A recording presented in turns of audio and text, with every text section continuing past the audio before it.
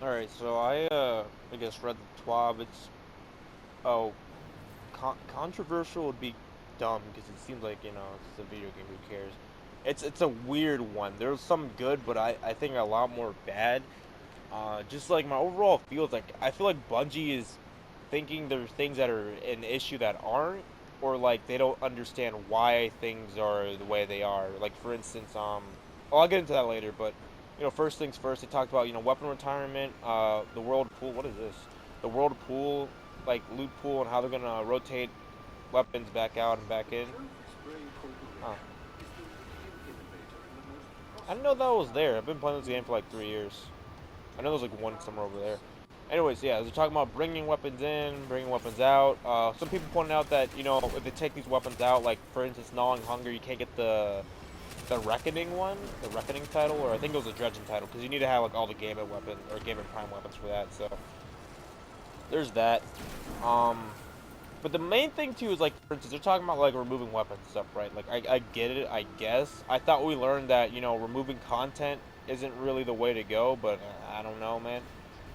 My suggestion to make the loot pool less bloated, because that's the entire idea, is just to take some weapons out and put some weapons in, so the loot pool doesn't feel less bloated. Is either A, give us a place to farm them like the menagerie, or B, use the vendors. Like for instance, faction vendors are still useless. Icor Ray is still useless. Saint 14 is only good for Trials Bounty. You know what you could do?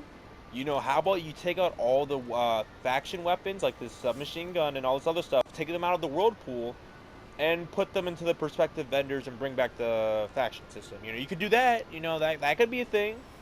And then every week you could just rotate the perks, just give them random rolls. That could be a thing. For Ikora, give her the Vex offensive weapons if you're bringing those back. For Saint 14, give them the, what do you call it? The, I forgot, the Seasonal Dawn. There you go, Seasonal Dawn weapons. And then hey, maybe give them bounties that give you tokens specifically for them, and then you can earn it. Like that could be better than just putting them to a world loophole and be like, oh, I guess I'm just gonna have to buy an Angrium from Raoul until I get a breach light again. I'm just saying that would be I think an obvious solution. Maybe not. I don't know if it's gonna be an easy one, but it's an obvious one, if you ask me. Anyways, also you notice that my site disappears. You see that right there in the bottom right corner? I just noticed that. Look. Oh wait, no, it's like that by design. I didn't even know I had a hole in there. Anyways, so that's that about weapon stuff. In terms of another thing they're talking about is like, again, I say Bungie, like, I don't know if it's like perfectionism or something. They want you to play the game that they want you to play the game in a certain way. That's why they say they want every weapon to have a limelight, because they want that weapon to be prominent for the season, but then like tossed aside or whatever, right? They want every weapon to have a chance to shine. Um, I don't know, like I'm getting kind of Blizzard vibe from that, where they try to shape their own meta, and it's kind of stupid. Just let players play the way they want to, I guess. Anyways, getting off track. The point is, they're talking about like snipers, and they're saying Beloved and Revoker are like 86% of all Crucible sniper kills. Makes sense, especially in the case of well, both of them really, because Revoker is basically infinite ammo. Like you never, as long as you miss a shot, you're good. And it can shut down supers. It's an added benefit. Beloved has stupid aim assist, really good perks like Snapshot Quick Draw, or Snapshot Quick Draw for max handling. Snapshot Box Breathing to shut down supers. A very good sniper, low zoom scope. And yeah, they noticed like, oh well, most of these have low zoom scopes, and if you factor Twilight Oath, that's a lot of low zoom scope snipers that are being used in Crucible. And I don't know if I don't know, because Bungie's always like a monkey palm, where like you wish for something, but then they kind of give it to you in a fucked up way, or like they'll say they're gonna buff something, but then they'll nerf something else like as a consequence, like you can't straight up buff something.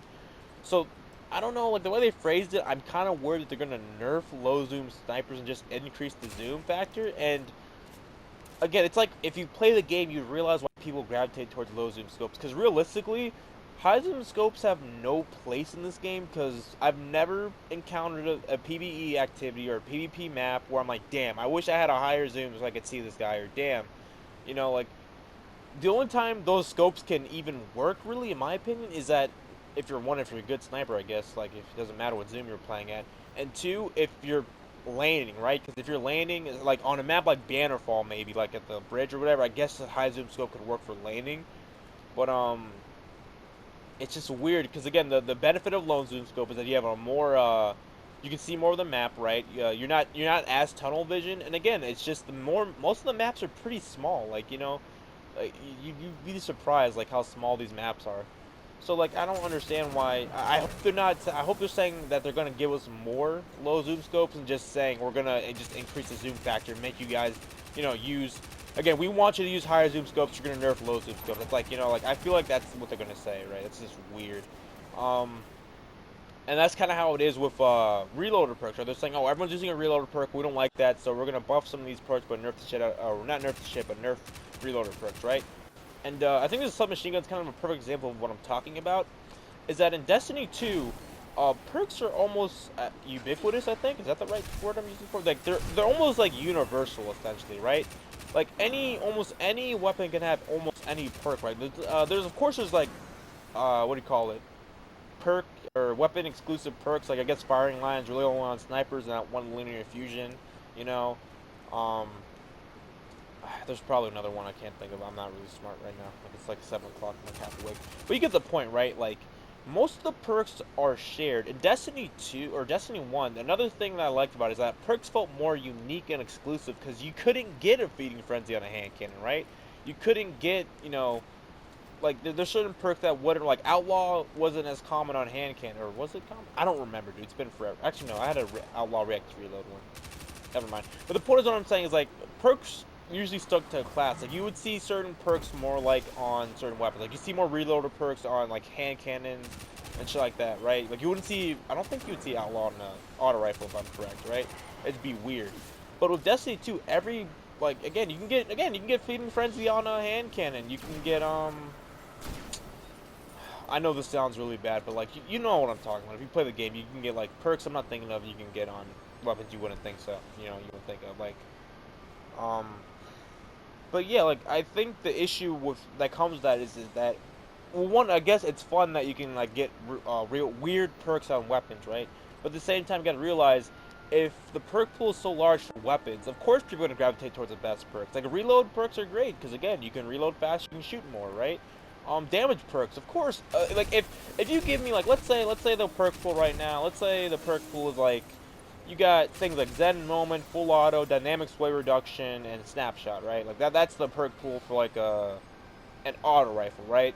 But then you add things like Outlaw and Kill Clip to the perk pool. What do you think I'm gonna gravitate more towards, right? If you open up the perk pool, of course I'm gonna go towards the perks that are stronger, right? So that's why everyone's using Reload because it's just a good perk. It's just better, and I like that they're buffing other perks to be at that level, but at the same time they're kind of nerfing down Reload perks, which I mean it's kind of weird because most of them require you to do something like get a kill. Like again, in a boss fight, you're not gonna really be using Outlaw, are you? Or I guess Feeding Frenzy if there's ads, but like Outlaw requires you to get the headshot kill, and on a hand cannon that might not be much, but still you have to get a kill to use it. It's not like a free perk.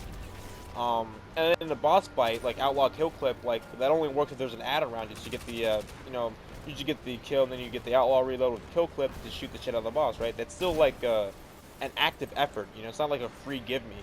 The only reloader perk that I could think that would be like, I guess that would make sense that they would want to adjust is Rapid Hit, because that one's basically a give me.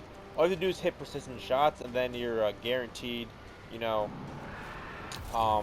what do you call it? Like Zen Moment and Outlaw, right? Once you get a stack 5. So I can understand why they would do that.